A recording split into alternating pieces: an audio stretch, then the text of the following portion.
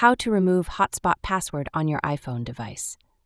Hey guys, in today's video, I am going to show you how to remove the Hotspot password on your iPhone. So make sure to watch this video till the end, and let's get started. First, open the Settings app from your home screen.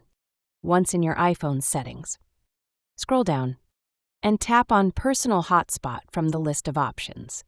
Inside the Personal Hotspot settings, find and tap Wi-Fi password. You'll see your current hotspot password here. Tap the X the cross button to clear it. iPhone doesn't allow you to leave the field empty. If you try to save it blank, it won't work. Instead of leaving it blank, enter the same character 8 times, for example, XXXXX. This makes it easy for anyone to connect without typing a complex password.